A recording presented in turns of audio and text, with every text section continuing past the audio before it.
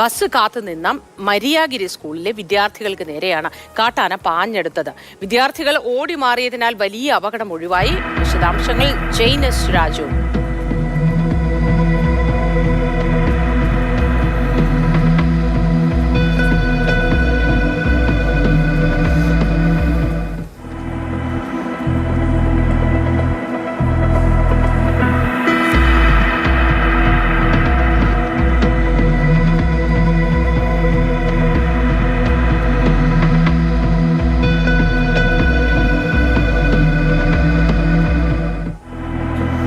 വിശദാംശങ്ങൾ ജെയ്നസ് രാജു നൽകും. Jain, good morning. ഇന്ന് ശിശുദിനമായി നമ്മൾ ഏറ്റവും ആദ്യം പങ്കുവയ്ക്കുന്നത് ഭീതിജനകമായൊരു വാർത്ത തന്നെയാണല്ലോ. എങ്ങനെയാണ് ഇവർ തലനാരിഴയ്ക്ക് രക്ഷപ്പെട്ടത്? ഈ ടൗണിലേക്ക് കാട്ടാന എത്തുകയായിരുന്നു. വിശദാംശങ്ങൾ പറയൂ ജെയിൻ. മോത്തി, വലിയ ഒരു ദുരന്തം തലനാരിഴയ്ക്ക് ഒഴിവായി എന്ന് തന്നെ പറയേണ്ടി വരും. കാരണം നമുക്ക് ദൃശ്യങ്ങളിൽ നിന്ന് തന്നെ കാണാൻ കഴിയും. ഇന്നലെ വൈകിട്ട് 4:30 ഈ സംഭവം നടക്കുന്നത്. ഈ സ്കൂൾ വിട്ട് കുട്ടികൾ വീട്ടിലേക്ക് മടങ്ങുന്നതിന് വേണ്ടി ബസ് കാത്തു നിൽക്കുകയായിരുന്നു. ഈ സമയത്താണ് പൈൻ ഫോറസ്റ്റിന്റെ അകത്തു നിന്നും ഈ കാട്ടാന ഇറങ്ങി റോട്ടിലേക്ക് എത്തുന്നത്. ഇതൊരു കൊട്ടാരക്കര ദിണ്ടുകൽ ദേശീയ പാതയോരത്ത് പ്രവർത്തിക്കുന്ന ഒരു സ്കൂളാണ്. അതിന്റെ ഒരു വശത്ത് പൈൻ ഫോറസ്റ്റ് ആണ്. നമുക്കറിയാം, വിനോദസഞ്ചാരികളൊക്കെ ഒരുപാട് എത്തുന്ന ഒരു സ്ഥലം കൂടിയാണ്. ആ പൈൻ ഫോറസ്റ്റിൽ നിന്ന് ആന ഇറങ്ങി ഈ വിദ്യാർത്ഥികൾ ബസ് കാത്തു നിൽക്കുന്ന ഭാഗത്തേക്ക് ഇറങ്ങി വരികയായിരുന്നു. ഇത് കണ്ട് ഭയന്ന വിദ്യാർത്ഥികൾ ഓടി സ്കൂളിൽ അകത്തേക്ക് കയറുകയും അതോടൊപ്പം തന്നെ ഗേറ്റ് അടയ്ക്കുകയും ചെയ്തു. പക്ഷെ ആന ബഹളമൊക്കെ വെച്ചപ്പോൾ ആന മറ്റൊരു വഴിക്ക് അതിന്റെ സ്കൂളിന്റെ ഒരു വശത്തുകൂടി ഇറങ്ങി താഴേക്ക് പോവുകയാണ് ഉണ്ടായത്.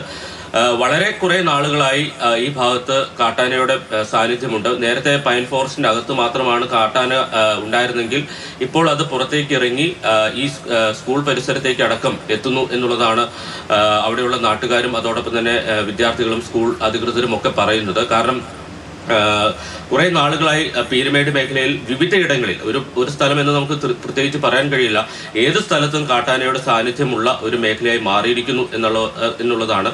ഇപ്പോൾ ഈ സംഭവം തന്നെ എടുക്കുക, വളരെ വെളിച്ചമുള്ള അല്ലെങ്കിൽ പട്ടാപ്പകൽ എന്ന് തന്നെ പറയേണ്ടി വരുന്ന ഒരു സമയത്താണ് സ്കൂൾ കാത്തു നിൽക്കുന്ന വിദ്യാർത്ഥികൾക്ക് സമീപത്തേക്ക് കാട്ടാന എത്തുന്നത്. അപ്പോൾ എത്രത്തോളം ആ സ്കൂൾ കുട്ടികൾക്ക് സുരക്ഷിതത്വമുണ്ട് എന്ന ഒരു ആശങ്ക അവിടെ നിലനിൽക്കുന്നുണ്ട്. കൂടാതെ മറ്റൊരു പ്രശ്നം, നമ്മൾ വന്യജീവി സംഘർഷവുമായി ബന്ധപ്പെട്ട പ്രശ്നപരിഹാരത്തിന് വേണ്ടി പലതും ചെയ്യും എന്ന് പ്രഖ്യാപിച്ചിട്ടുണ്ട്. പക്ഷേ എന്ത് നടപടിയാണ് സ്വീകരിച്ചത് എന്ന ചോദ്യം ഇവിടെ ഉയരുന്നുണ്ട്. പ്രത്യേകിച്ച് പീരുമേട് അടക്കമുള്ള മേഖലയിൽ കാട്ടാനയുടെ ശല്യം വർദ്ധിച്ചു വരുമ്പോഴും അവിടെ ഒരു സ്പെഷ്യൽ RRT ഇതുവരെ നിയോഗിച്ചിട്ടില്ല. നിയോഗിക്കുമെന്ന് വനം വകുപ്പ് മന്ത്രി പ്രഖ്യാപിച്ചിരുന്നു.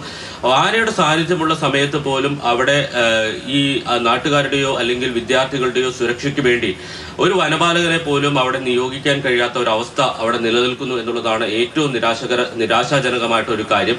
ഈ കഴിഞ്ഞ ദിവസം തന്നെ ഇതേ മേഖലയിൽ രാത്രി ഒരു കാർ യാത്രികൻ ഈ കാട്ടാനയുടെ മുന്നിൽ പെടുന്ന സംഭവം ഉണ്ടായി. ഇങ്ങനെ തുടർച്ചയായി അവിടെ വന്യജീവി സാന്നിധ്യവും അതുമായി ഉണ്ടാകുന്ന പ്രശ്നങ്ങളും ഉണ്ടാകുമ്പോഴും ഈ പ്രശ്നം ലഘൂകരിക്കാനോ ആ പ്രശ്നം പരിഹരിക്കാനോ അവർക്ക് സുരക്ഷ നൽകാനോ യാതൊന്നും ചെയ്യാൻ വനം വകുപ്പിന് കഴിയുന്നില്ല എന്നതാണ് പ്രശ്നം. ഇക്കാര്യത്തിൽ വനം വകുപ്പിന്റെ ഉന്നത നേതൃത്വം ഇക്കാര്യത്തിൽ ഗൗരവമുള്ള വീഴ്ച വരുത്തുന്നു എന്ന് തന്നെ പറയേണ്ടി വരും. ഈ സംഭവമുണ്ടായി ഒരു വലിയ ദുരന്തമുണ്ടായി മാറുമായിരുന്നെങ്കിൽ എന്ത് സംഭവിച്ചതിനെ നമുക്ക് ആശങ്കപ്പെടുത്തുന്ന ഒരു കാര്യമാണ്. ആ കുട്ടികൾക്ക് ഓടി മാറാൻ, പ്രത്യേകിച്ച് ആന വരുന്നത് നേരത്തെ കണ്ടതുകൊണ്ടാണ് ആ കുട്ടികൾക്ക് ഓടി മാറാൻ കഴിഞ്ഞത്.